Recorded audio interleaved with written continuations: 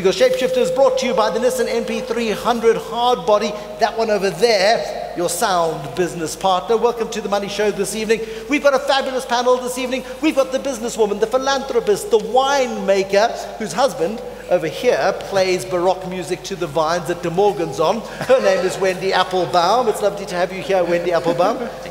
Let's just make sure that it's working. Say hello. Hello, Bruce. There we go. It'll be working in a moment. Nothing can possibly go wrong.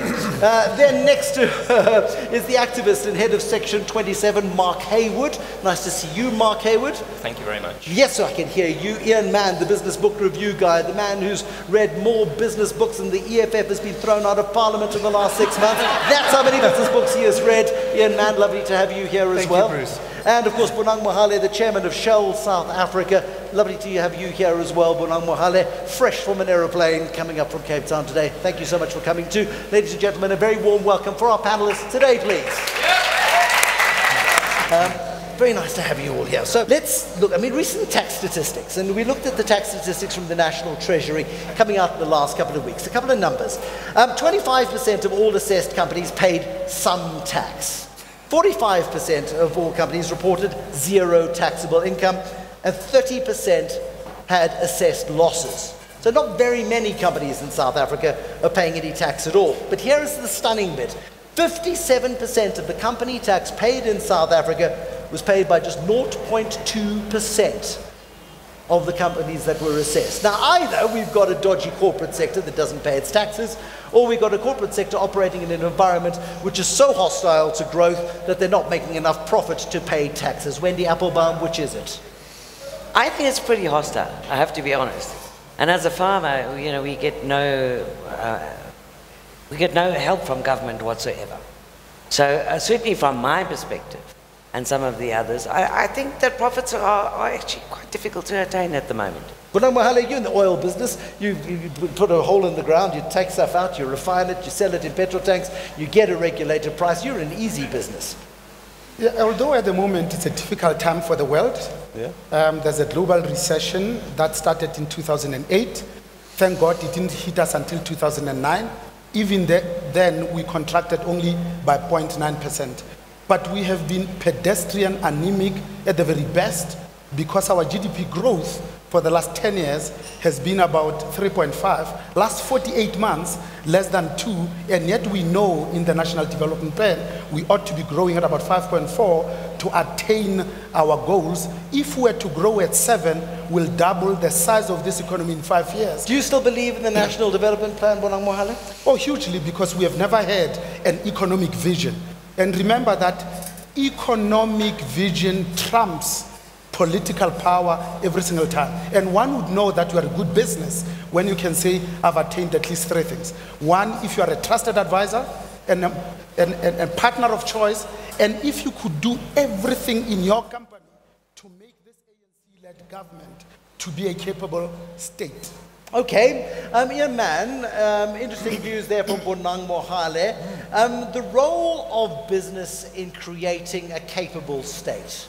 What's its job? I think that the role of business is the same role as everybody else has. We all live here. We have no option.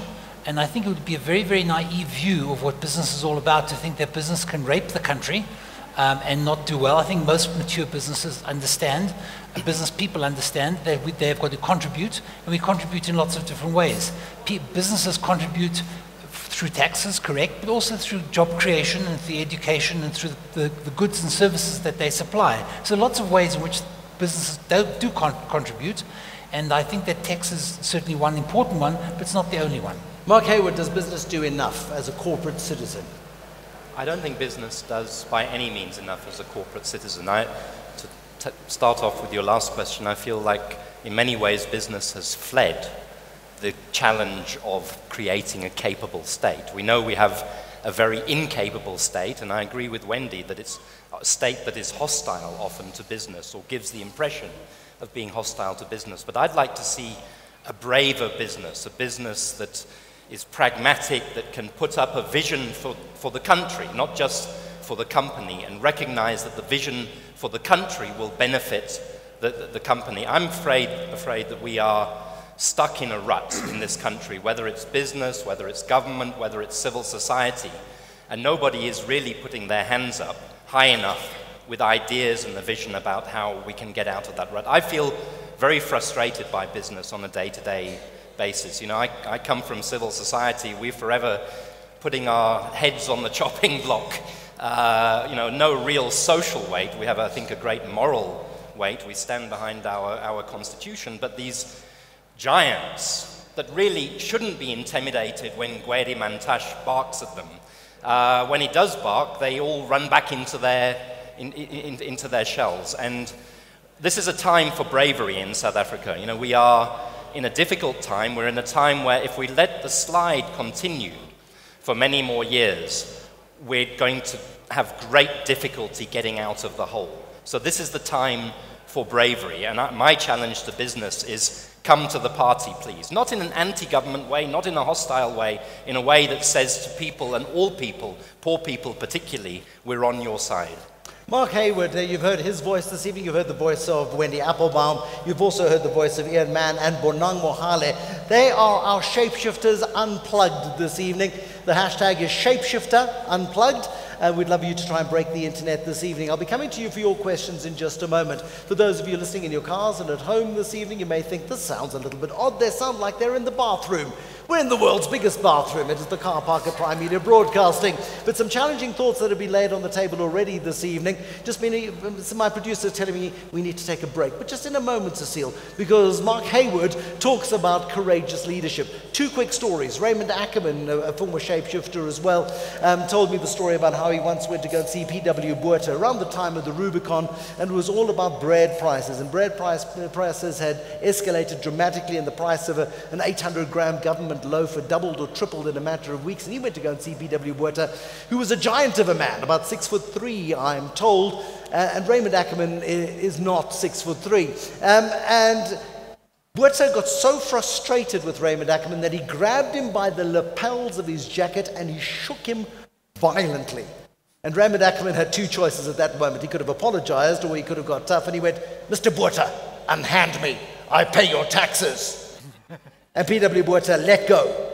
But I don't think they chatted much after that. The other one was Anton Rupert, who wrote probably to B.J. Forster at the time, but was also to P.W. Botha, and said, "Dear Mr. President, if we don't have transformation at a very rapid rate, if we don't change this country, the future is going to be very, very poor." And Botha wrote back to him and said to him, "Dear Mr. Rupert, I'd rather have a future that is poor than black." And to which Anton Rupert replied, "Well, you're in for a future that's poor and black if you don't transform." And thank goodness in 1990 there was the change. But we seem to have hit the buffers in terms of growth. We've hit the buffers in terms of a lack of communication between business and civil society and government. How do we do good business better? How do we go beyond profit? This is The Money Show. A little cheer. That's a big cheer. We like big cheers. Welcome to The Money Show, live from our special studio in Sandton, where more than 200 people have joined us this evening, with the businesswoman Wendy Appelbaum, the chairman of Shell South Africa, Bonang Mohale, the angry activist Mark Heywood, frustrated rather than angry, I think, and Ian Mann, the business consultant, who also reviews business books on a regular basis. Bonang Mohale, is profit evil? In fact, without profit, we'll achieve very little. There's no government anywhere else in the world that does not derive their income from at least two sources. So the first, in the South African context, it's PAYE from its own employees. Secondly, from corporate taxes.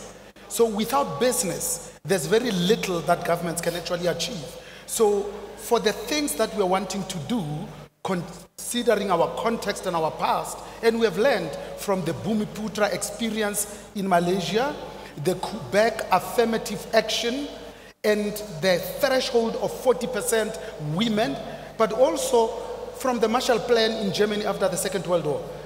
Those things would have never been achieved without a close, personal, intimate relationship between government on the one hand and business on the other, in reconstructing and developing a nation that is hurt, that is in pain, and that needs to find its voice and get its mojo. Okay, we'll talk about relationships in just a bit. Is all profit good, Wendy Appelbaum? No, I mean, there's no doubt in my mind that profit is essential it really is, it's the economic prosperity, as you say, that really, why would you get out of bed in the morning without profit? I mean, it's bad enough two of our most important portfolios in government are actually run by communists. But at the end of the day, it's the only way we're going to fire up this economy. Create employment, create people to actually have their own individuality in the world. I think perhaps we need to look at different ways of sharing profit. Perhaps that is the way, Mark Heywood. I mean, profit is essential in terms of generating the wealth that is required to grow a country. Without the profit growth, you don't have taxation growth, you don't have wealth of the nation growing. We need profit. But what becomes unreasonable in the world of profit? Well, I mean, I agree. You know, if you'd asked me 20 years ago when I was a Marxist socialist, is profit good? I'd have said, it's evil, it's wrong. Now I understand. It's necessary. It's good. But it's not always good. Or excessive profit is not good. Now, in the field in which I work in, for example, pharmaceutical companies that treat essential medicines like perfume or like Mercedes-Benz, I don't mind if you make piles of money profiting from Mercedes-Benz, but I do mind if you make piles of money profiting from a medicine, which if it is too expensive, will cause people to die. I have a problem with the profiteering that's going on in this country through the private healthcare sector. You know, there are parts of our economy that are enormously profitable. And they're profitable not because they have to be competitive industrially or competitive in their market, but because there's a desperate need and people will pay whatever means sometimes to get that. So, you know, I think you have to quell the thirst for profit with some sort of sense of moral and social responsibility. And sometimes you have to think of different, and this is what I don't think South African business necessarily does, think of different business models that will perhaps give larger amounts of profit at lower rates by reaching larger numbers of people. And I know there are people in business who think like that. You know, I was arguing with pharmaceutical people last year when the companies were caught with their pants down trying to fund a false organization to influence the policy process around intellectual property in South Africa. And, you know, some of the pharmaceutical executives, particularly the local executives, said, we don't like what these guys are doing coming from America with these games. There is actually a different way of making profit. There's a huge market out there of people in this country who are not in the market. Use your brains. Think about how to bring them back in. And there will be a quid pro quo. And one of the quid pro quos will be a more stable political, social, and economic environment going into the future. It's about nuance for me. It's about mixing ideas of profit with other important factors in society. Ian Mann, the idea of profit, and one talks privately to a lot of chief executives and they will say, I employ people who are paid salaries, some of them very big salaries, who pay PAYE. I pay corporate taxes, I sell products that generate VAT, I am a good corporate citizen.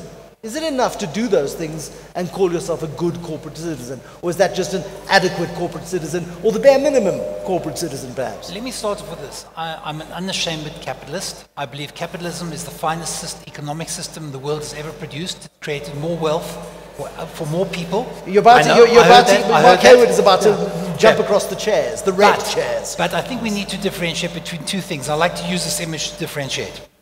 When a caterpillar is born, from birth until it goes into the chrysalis, it grows 300 times its original size. It grows 300 times its original size only because it eats absolutely everything incessantly that it can see and nothing else. That's all it does all day, is grab and eat. It goes into the chrysalis and then it emerges as a beautiful butterfly. And as a butterfly, it flits around, and by flitting around and eating the little bit that butterflies need to eat, it pollinates everything. There's two types of capitalism. One is called crony capitalism, and that is where you, like the worm, you grab as much as you possibly can for you and your mates. And then you get to, I suppose, you evolve and mature and get into conscious capitalism. Conscious capitalism is where, a capitalism that says, and I'll give you real examples so it's not hypothetical. Conscious capitalism says, I need to make as much profit as I possibly can for my shareholders. At the same time, I need to pay my workers well enough that they can work honestly and do great jobs and support their families and live with dignity. I also need to see to it that the farmer from whom I buy the goods is able to earn a good enough living out of what he's doing, and I want to sell these goods at a price that the customers will be able to enjoy and appreciate. The challenge of capitalism is to get into this notion of conscious capitalism. That is, capitalism is here to benefit the most amount of people in the fullest possible ways. Once you have a mindset of a crony capitalist, all you're thinking of is how much profit can me and my friends or my family grab for ourselves, and to hell with everybody else. There's a capitalist society, it's each man for himself. No, it isn't. Every part of society is completely interrelated, and our challenge as capitalists is to try and work out how we can get as rich as we possibly can through the enrichment of as many people as we possibly can.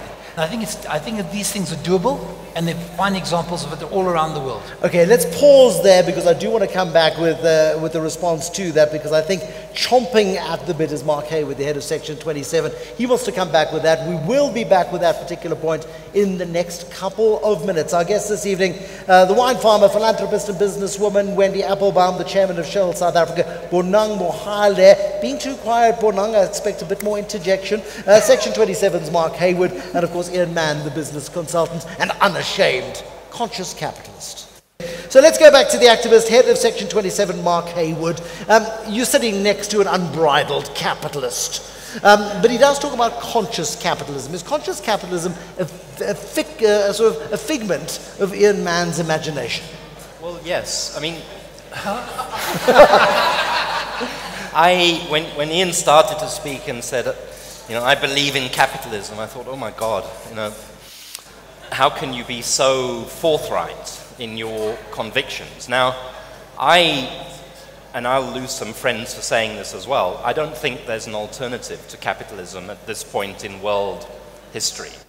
But that doesn't mean that capitalism is not very deeply flawed as a system, and we have to stare down those flaws. I mean, at the moment, capitalism benefits a very small number of people. It's creating wider and wider inequality. It's deeply associated with corruption. And I think, Bruce, the problem is that, and I agree about conscious capitalism and crony capitalism, but the problem is that conscious capitalism does not do enough to distinguish itself from crony capitalism. Its lips are sealed. I don't know why, but for the most part, its lips are sealed. That's a popular comment. We're getting a small round of applause there. Wendy Appelbaum, I mean, you are, I suppose, a good example of this. You're somebody who comes from a family which has made good money in South Africa over decades. Yet you got a bee in your bonnet. Was it last year already? It feels like no, it was just the other day. This year. It was only this year, thank goodness. Where you looked at farm workers of yours who were being delivered garnishee orders, and they were being told, you have got this debt at these interest rates, with these charges, with these fees, and you got a bit cross on their behalf. You got a bit cross, so cross that you went to the Stellenbosch Law Clinic and you won an important court case on this particular matter. No, absolutely. I mean, I was outraged. I was furious about the fact that the boy had absolutely no access to justice. And I mean, go back to Mark's point about capitalism. It was really a question of the fact that they really couldn't afford it in any way whatsoever. And that these garnishing orders were coming from courts all over the country where they had absolutely no access to the law whatsoever. And there was no legal jurisdiction for these garnishee orders, technically illegal. And it's that profit motive that you were talking about earlier. When is enough not enough? Yeah. And I think that was the thing that was absolutely deplorable. I mean, there's an interesting thing happening with Lewis Stores this week. Lewis Stores is at a fraction of its share price 4 months ago when it was trading at $100. Today it went down to about 47 Rand, a 13% decline on the day, because shareholders in Lewis Stores have suddenly had not an attack of conscience, they're just worried somebody might sell earlier than them, but they're starting to sell Lewis Stores, and part of what is going on at Lewis Stores is that the business model is under threat, is being challenged because of the way in which they were selling insurance policies to pensions. That's the point, where they're selling furniture or where they're selling insurance. Much easier to sell insurance than it is to sell furniture. No, but one of the outcomes of the case that I did Yes. was in fact that they are going to cap some of these insurances, which are outrageous. But it just takes so long, Wendy, and while we're going through the legal process and all the boxes that need to be ticked, we just more and more people But suffer. that's the whole point about boxes that need to be ticked. And I think that's one of the biggest problems in the country, is we're so busy, it's the carrot and the stick. We're so busy being beaten up by sticks that we're forgetting to actually to do good. We're being forced into corners where imagination is being lost into what we can do and what a difference we can make. I was chatting to David Lewis from Corruption Watch earlier on this evening, just teeing up this event tonight, and he made the point, Bonang Mohale, as Wendy Appelbaum is doing now, that we've got a very compliant business community. We've got a business community that is used to getting pages of forms, and it goes, okay, BEE 3.2%, 6 points, take this particular code, that particular pollution level, VW, that sort of stuff, etc., etc., etc. And you're so busy ticking boxes that, as Wendy says, you stop thinking about what you're really doing. You see, this is very strange because remember, this is a business that was very brave, that was very gallant and Which business are we talking about? Because this is the business that defied a sitting president, P.W. Botha, led by then Frederick Van Zyl-Slabbert, and I was part of the 22-man delegation that went to visit the ANC in exile. Were you? Defying a standing law when P.W. Botha said, you can't do it. But we realized that our fate was intricately intertwined with a black and indeed a thriving society. So we went to Lusaka. Thabo Mbeki at that time was the leader of business for the ANC business desk. Ralph Mugijima was looking after the health section. We came back and we didn't go to prison. This is the business that, led by John Hall, at that time went into the peace committee when there was strife, internecine violence between the ANC and Inkatha Freedom Party. This is the business that agitated and orchestrated for the massive 75% yes vote to give effect to this democracy. Of course, it's been cowed into submission today because when poor Ruel Khoza did dare to speak up and question the type of leadership, not one but 5 ministers fell on him like a ton of bricks. But also, so if you've got family and you've got children, you get scared. There were leaders of black business in South Africa who were queuing around the block at Nedbank around the corner. They're also going to see Ruel Khoza to tell him to shut his mouth. Absolutely. But remember, that evening, we banked 200 million rand, which the Australians in 10 years had never done.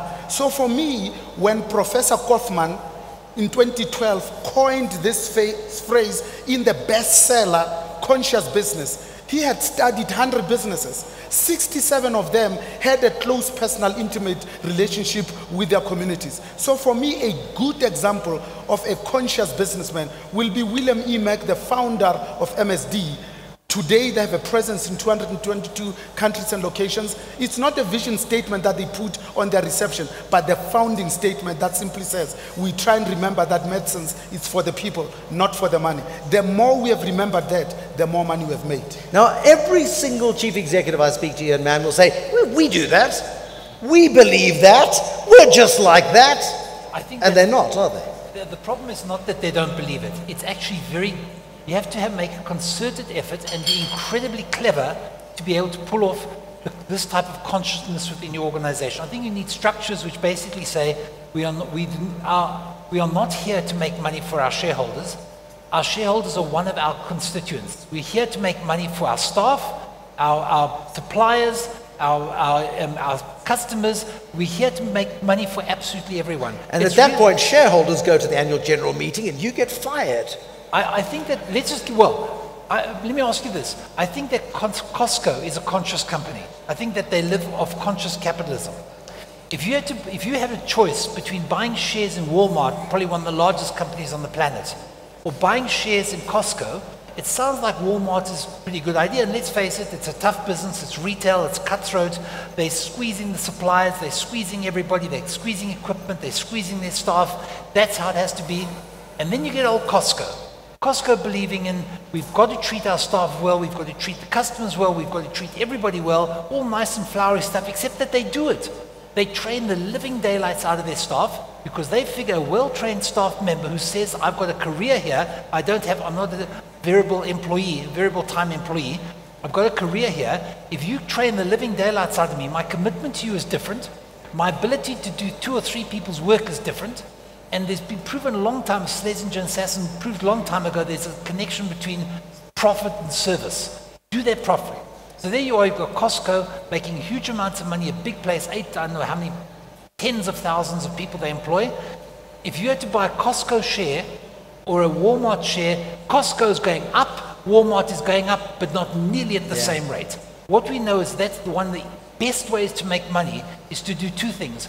Work like a demon on getting your systems right. Get them clever, get them smarter, constantly reinvent your systems, and exactly at the same time, continually educate your staff. Smarter people do better work. All that stuff fits together. We just haven't got the message out strongly enough. One of my favorite stories is the chief financial officers talking to the chief executive. Maybe you've had this conversation yourself, Bonang, with your financial guys, and they say, we're spending a lot of money on training. And the CEO goes, yep, that's a good thing.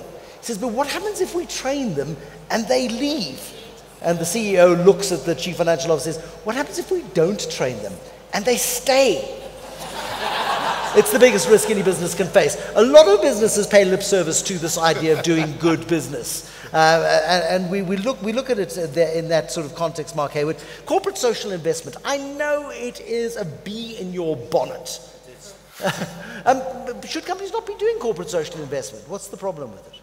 Look, corporate social investment is a very big bee in my bonnet. Let me give you a few facts. And I think, and for me, it's an example of business not thinking properly what it's doing. It's an example of ticking boxes. Last year, 2014, corporate social investment amounted to 8.2 billion rand. That's a lot of money. 49% of that went into education. That's a lot of goodwill. But you have to ask a question. What did that 49%, that 4 billion rand-ish, do to change the inequalities in the economic system? You can dress up a school here and there, and that's important for the learners in that school. I'm not making fun of that type of thing. That's important. But if you're doing nothing about what it is that drives the inequality, then it's not good enough. And let me say this to corporate social investment, because it's very cowardly. I looked at the statistics yesterday. Not 1,000 rand, well, actually, let's say not 10 million rand, goes into advocacy organizations like Section 27, because corporates, big corporates, are like scared, yours, Bonang, like you, like you. Pointing at Bonang Mohale, everybody. That if you support little people like me, you'll get into big trouble. Now, why are you scared? Because I can tell you, and this should be something that's understandable to business, that we've done more at Section 27 to change the education system using 10 million rand in the last 2 years by challenging sanitation issues, by challenging the textbook shortages, etc., than has been done with all of these billions of rands. Now, it's not either or, but with a little bit more courage, it would be both together. It's a point David Lewis made earlier, Bonang Mohale, a response to that. The corporate South Africa actually is so busy ducking, diving, watching, not upsetting people who might have a contract or might have a deal, or simply because we don't want to upset our friends, that we don't fund the advocacy groups. Why not? But also, I agree absolutely with Mark. The check is in the post. Yeah, but remember that it is business that is contributing to organizations like Cuban Naidu's Greenpeace. It is business that is contributing to the Treasure the Karoo Action Group to keep business on the straight and narrow. So there is space for advocacy funding by business. Here's the math. If business was not making profit, and I go back to your statistics, remember that there's only 11 million of us that are tax paying. 5 million of us are responsible for more than 80% of the 1.1 trillion that was collected in 2014. In terms of PAYE. And yet we are supporting 17 million people who are on some sort of social security. But the point being made by Mark Heywood, and correct me if I'm wrong, I'll come to you in a moment, Wendy. The point being made by Mark Heywood is that the money is not, the money could be better spent by him than it could be by paying tax, effectively, is what you're saying, Wendy? But I don't know why. I mean, Mark and I are going to have a huge argument because he's beating up business. No, but the problem lies with government. Who is here to provide education? Who has deprived these kids of education? It's government. So why are you beating us up? Yeah, he'd like to respond. Why are you beating business up? Can I speak, please, sir? Yes, you may. No, I'm not beating business up. You all understand that. You're doing a bloody good job. I'm just saying that I think business is really important, and I think business can play a much more important role than it is playing in our country. And if it doesn't recognize that and start to do that, then we're all in trouble. And actually, you're going to get brushed away one day, because people are just going to say, these people are only interested in themselves. There's going to be some crazy party that says, let's nationalize everything, forgetting the lessons of state failure in the former Soviet Union. Wendy, but one thing, let me just say this on government. I mean, there's a limit to Have the other bouncers here. We just need to hold Wendy up. You know, I mean, we are accused of only criticizing government. I spend my life dealing with dysfunctional schools, dealing with dysfunctional clinics, criticizing various ministers, etc. It's not, I don't dispute complete failure by government, including complete failure by government to engage in a meaningful way with business. And when I talk to people, say, in the health sector, they say there's still this fog of old ideology, this distrust, this suspicion of business. You know, you can't work with them. You've got to get beyond that, actually. I mean, government has a right to regulate business in the way that the Constitution requires, in the better interests of society, and so on and so on. That's right. Don't soften your message here, Mark Heywood, because I think I like cross Wendy Appelbaum. No, but I mean, you know, I think you're now angry with business because they didn't support the corruption march, which I agree with you, they should have. But I think the government is so goddamn punitive in this country that they were too frightened to do it. Yeah, but you are actually putting government's delivery onto the private sector, and I think you're confusing things. I think government has a crucial delivery responsibility. That's the job of the state. That's what the Constitution says it should do. I don't minimize that at all. And I'm not saying the private sector should take over education or the private sector should take over health. In reality, that's what's happening in many respects. The kids won't be that badly failed as they are being now. Yeah, but that's not the way a society should run. Here's a good example of an excellent corporate social investment. We have about 30,000 schools in this country. SAB, not SAB Miller, has 64,000 shebeens. And yet SAB successfully delivers not once a year, but twice a week, every week without fail, to these 64 shebeens. 64,000 shebeens, yes. And yet our government can't deliver books successfully once a year to Limpopo. So now business says, imagine if you used the logistics, the know-how, the technical competence of SAB to deliver books to Limpopo. But no, it goes a step further. It says... I'm guessing I know where the audience is, Mark. You may need the bodyguard to get out this evening. But it goes a step further. It says, but why are we even having a conversation about delivering books to these schools in the 21st century when we could load on a device, an iPad, yes. A device, an iPad, the entire 13 years of schooling and with all the textbooks. And these kids only have to carry the size like this. Now that we have had that conversation, Panyaza Lessufi, an incredible good quality minister, has now caught on to this idea that we could provide tablets to schools rather than break our children's I want to backs. give Mark Heywood a chance to respond, and Ian Mann, I want to hear from you on this. Well, I just want to finish the story of what Bonang was saying. So I heard someone give this same example about SAB and the Department of Education the other day. And the catch line of the story is, why don't we let SAB deliver textbooks and then we'll have better education, and let the Department of Education deliver beer and then we'll have less alcoholism in the country. Ian Mann, a point from you. I think we talk about business too glibly. And almost always when we're talking about business, we're talking about the top 100 companies. The reality is there's probably 100,000 other companies that exist in this country and are participating in it. We mustn't also forget that the primary responsibility of business is business, and the social responsibility of business is to stay in business. Where we've got businesses that are successful, they are able to feed the economy, give livelihoods to people, and that's got to be their primary responsibility. But Mark Heywood would like business to do more. Is he out of line on that one, Wendy Appelbaum? Last word to you.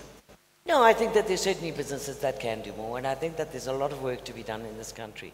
And I think that I agree with you. I think that there is a place for bravery, and I think that business should stand out. I think they should have supported your march, and I think that they should be allowed to be angry with government.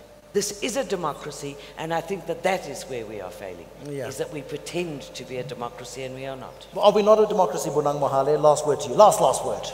Yeah, you see, for me, when we write our sustainability reports, we talk about the 3 Ps. It is the most boring part of the business you do, I'm afraid. Absolutely. But people, profits, and planet, in that order.